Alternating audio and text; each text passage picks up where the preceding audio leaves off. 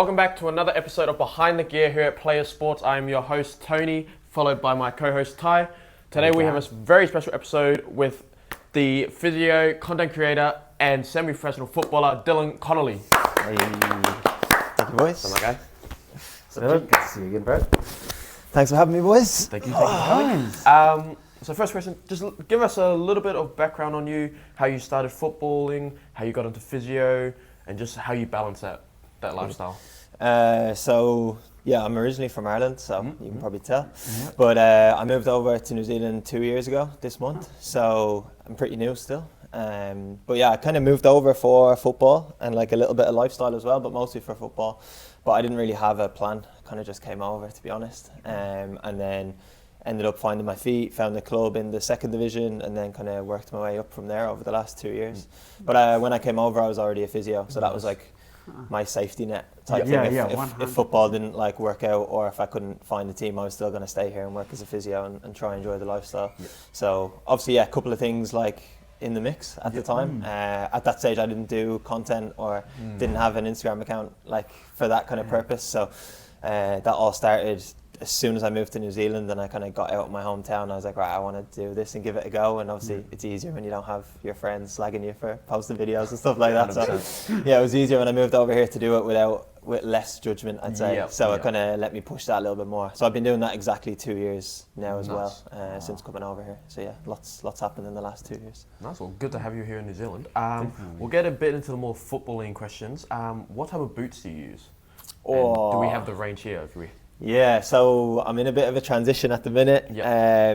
Since coming over to New Zealand, you can't get Nike boots anywhere, which is actually a good thing because it's made me try new boots because I always had Nike. So I've tried Adidas, and now I've recently moved on to Skechers. Skechers, you've sort of one here, one of the lower models.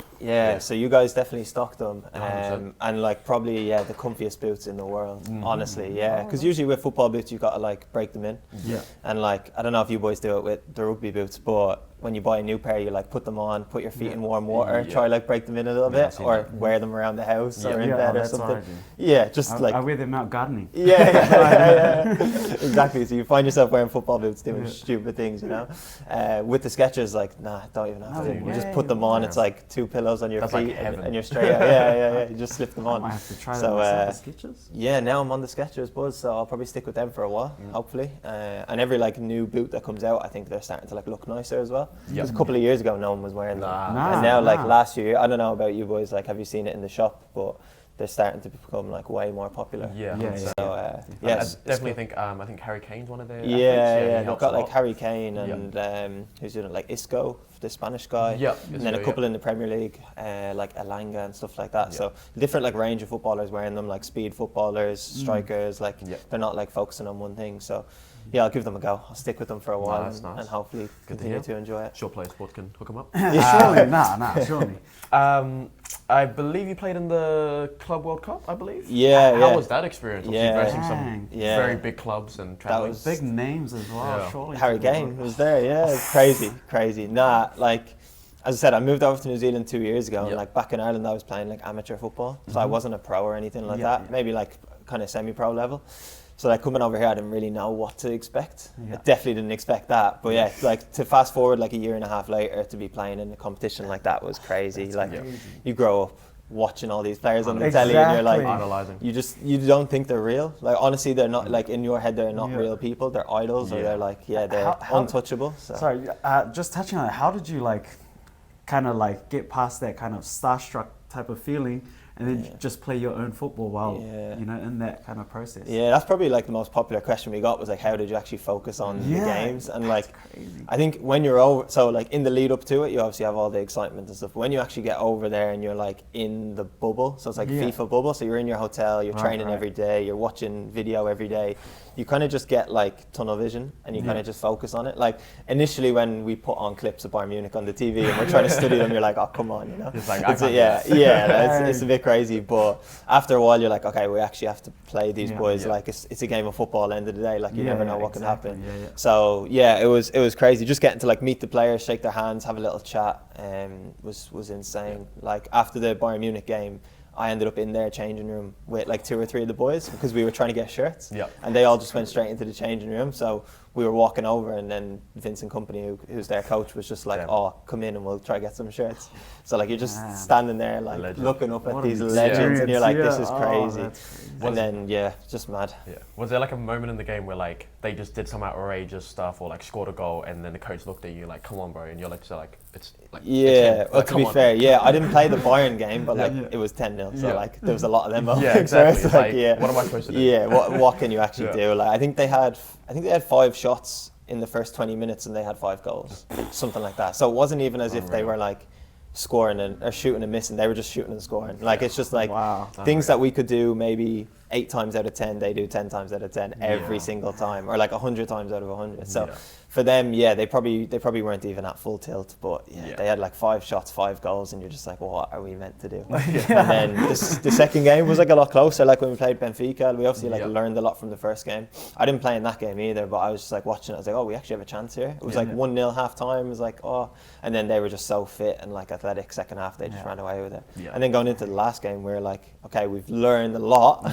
We've conceded a lot, but like we kind of, we've definitely learned a lot. And Boca was probably the team we thought we'd have the best chance against. Like still biggest team in South America, isn't it? But lesser than Benfica and Bayern Munich, just in terms of like that technical ability. So we went into that game with the same like tactics, and we knew they'd work a little bit better. And then we went 1-0 down, but we ended up scoring to go 1-1, which is crazy. And then we just parked the bus. So that was the game. That was the game I got to play as well. So probably more special for me.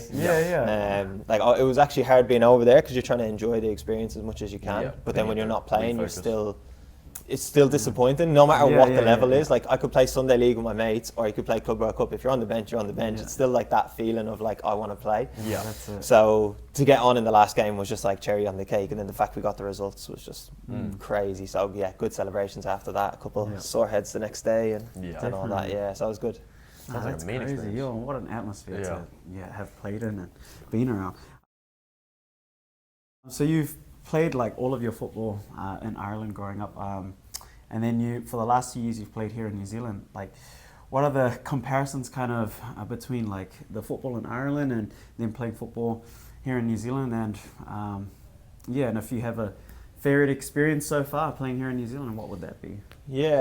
It's pretty different. Not gonna lie, you think like football's football, but it's 2 different games.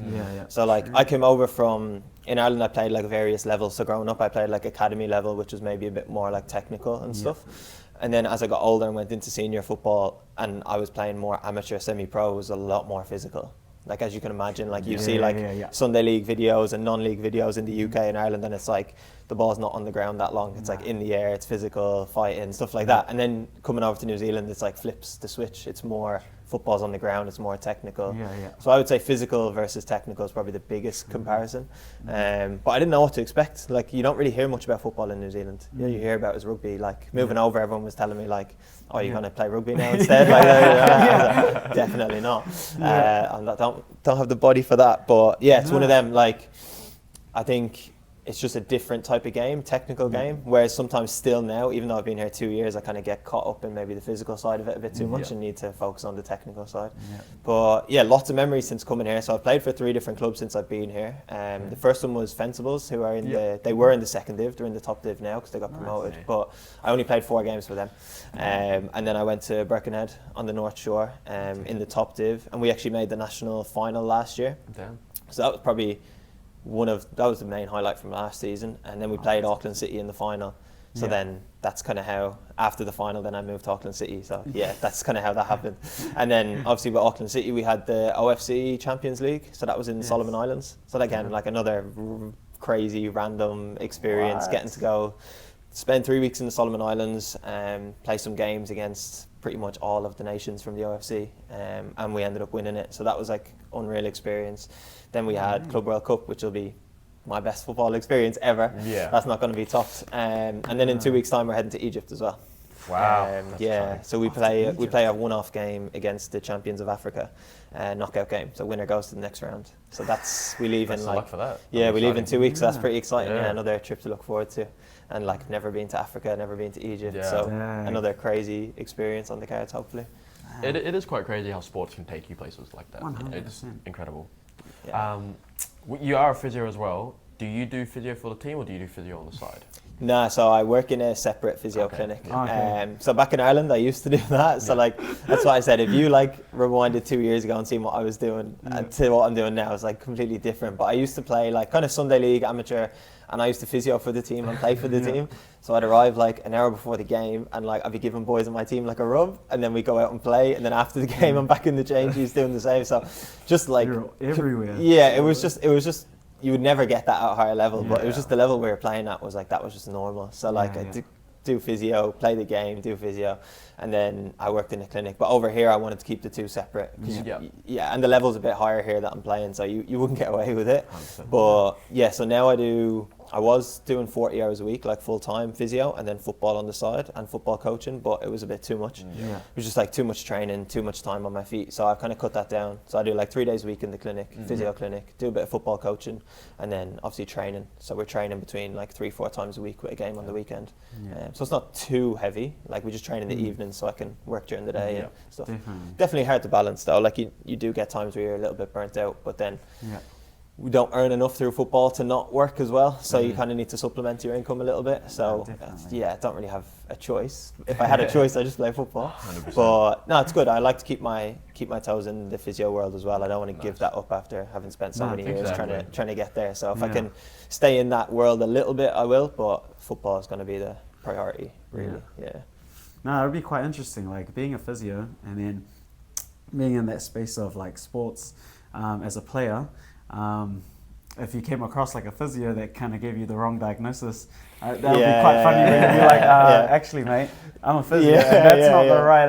I've had some dodgy that's physio. That's not the right prognosis, mate, alright? No, that's because my secret is I don't tell them I'm a physio. Exactly, I just see what happens. I bet. Nah, you'll be one of those guys. Like, that's the wrong thing. Yeah, that's wrong. I can hear it on the pitch as well. I remember last year in a game, like someone dislocated their shoulder off the other team, and I had to like go help. It was like, because their physio was there, but when someone dislocates their shoulder, the more hands you have, the better.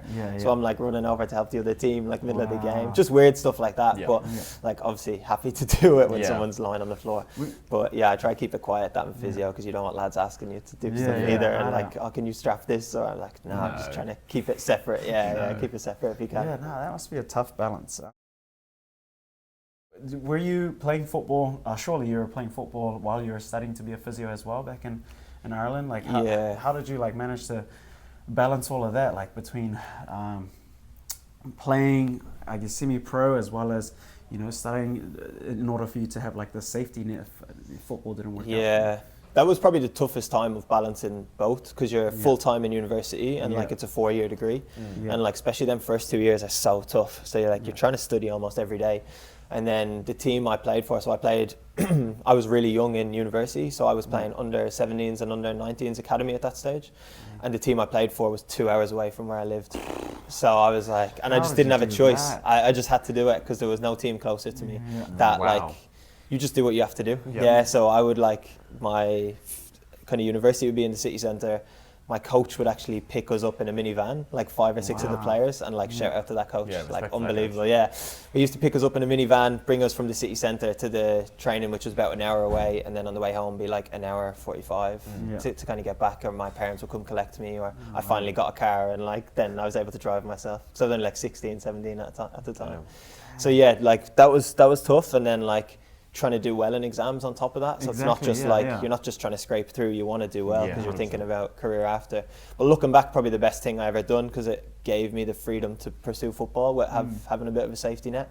And like a lot of my friends like that I played with growing up, they kind of just pushed football, and a lot of them moved country and like went to different academies on the other side, like in the UK and stuff from Ireland. And if it doesn't work out, which unfortunately it doesn't for a lot of them, they all came back to Ireland with nothing. So I like realised that I kind of had a little bit more potential in school, maybe not as much potential in football. So my parents were smart with it as well and kind of said, okay, you need to stay in school, you need to push that. Whereas they easily could have said, nah, go pursue football, and then 5 years down the line I'm at home with no club and no kind of qualifications. So definitely tough to balance, but glad I did it in the end. Like definitely worth it. So as a certified qualified physio, myself, I have this reoccurring like chronic lower back pain, And I've been doing like all this rehab that my physio has been telling me, like the pelvic tilt, like planks, the bird dog, all of these stretches, but for some reason it keeps on coming back. Is there like any advice that you would give me as like unsolicited advice? Yeah, easy. Alright, so I always find it so hard to give advice without knowing the full picture. So I'll give you generalized advice that maybe someone could do, but not specifically you, just to save myself, in case it goes wrong and you break your spine. So from what you told me there, it's like been an ongoing long-term thing. And like the exercises that you mentioned, I would class as like low load. And looking at you, you've got quite a good muscle mass, you're quite active and you play rugby. Yeah, a little compliment in there. So I would say for you, like, them exercises are probably not hard enough. Whereas say if it was like maybe middle-aged man or woman who doesn't exercise too much and they get this back pain, they might be perfect because it's more than what they're already doing. But I assume you go to the gym and like you do exercise. So them exercises are probably not actually progressing you or doing anything. So depending on what the issue is, I haven't diagnosed you, I don't know. But I would say your rehab exercises need to push the boundaries a little bit more. So like more heavier gym-based strengthening that's actually going to help you rather than like a generalized approach where them exercises might help a lot of less active people, whereas more active people, your rehab should kind of look like a gym program and should probably push it a little bit more. But he is middle-aged. This guy's captain. But one thing I did find out from that, thank you Dylan, is I think I'm going to fire my physio. Fire your physio, you reckon? I want to go somewhere else. I hope your physio doesn't watch this. Mark, I'm not coming back. I'm not coming back. So where was your clinic again? No plugs. Just following up on the content creation side of your personality, I guess. How did you get into that space? Like, how did you just first start or have the confidence to do it? Because I do a little bit of content creation myself, and I've watched a few of your videos, and I just don't have the confidence to voice over. I hate hearing my voice in a video, and I hate it.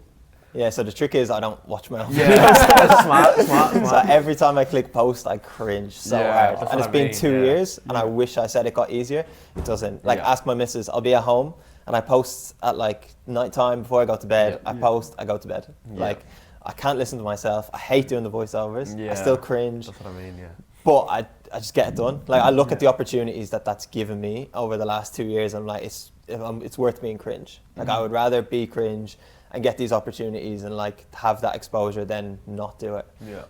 Definitely, like, it does get a bit easier, but I still cringe. I still don't like doing it. I still get slagged by people, which I actually don't care about anymore. But it's just one of them things, like, it's just like exposure. Same way, like, if you want to practice something in the gym or on the pitch, you just practice it. It's the same thing. If you go down, don't do it, please. But if you go down to the bottom of my feed and the videos I posted 2 years ago, terrible. And I'm sure the videos I post now, when I look back on in 2 years' time, I'm going to think they're terrible. Because you just, like, the more reps you do, the better you get at it. So I think initially the confidence to do it was just like, I moved away from home. I had gone traveling like around the world and I was in a new place. I think it was just easier for me. Like, I didn't have, obviously my friends and stuff were watching from home and stuff like that, but I just didn't have anyone there. I was kind of moved over on my own. It was just me and my missus. So I was like, I'm just going to give this a go. Worst thing that happens, if no one sees the video, no one sees the video. So like, if it's a bad video, no one's seen it anyway. So it's one of them things, like, you don't really have to worry about like if it's going to be bad, if it's going to be good. It's just, I think, just post it. And like, I watch a lot of like other creators and get advice from them, and it's like everyone says the same thing: just post your first 100 videos, because no matter what happens, your 100th video is going to be so much better than your first video. So I think you just have to do it. I would rather do something badly than not do it at all and wait for it to be perfect, which I've struggled with in the past. Usually I'd like try to make things perfect and then spend too long procrastinating and trying to get it right. I'd rather now just do it and get it done.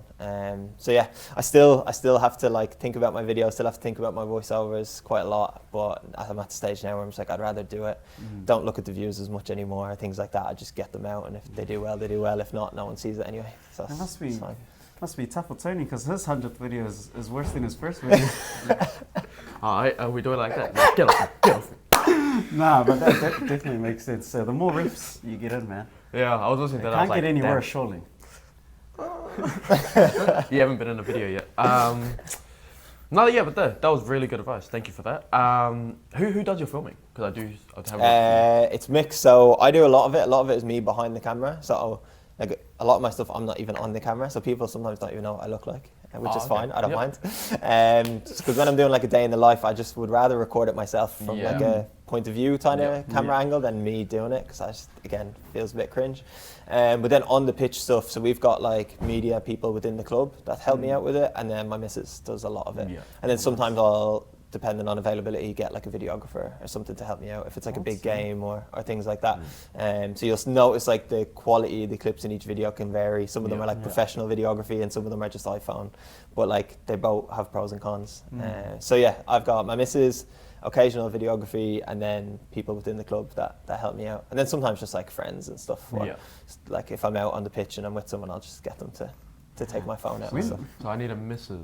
That's the secret to everything. When did it like really take off for you? Because like you said that you didn't really do anything before you got here to New Zealand with content creation, and now you've like amassed like a huge following. Like when did you realize like, oh dang, like this is really picking up? Yeah, it depends, because your perception of what's big and not big changes as you go. So like I did my first year and I think I built up to like around 10k on Instagram and maybe like 20-ish k on TikTok, and for me that was huge. That's huge. Yeah, that was huge. And then I went to the Club World Cup and I realized huge is not so huge. So then I remember I posted a video before I left for the Club World Cup explaining that I'm going to be going, and that just shot off.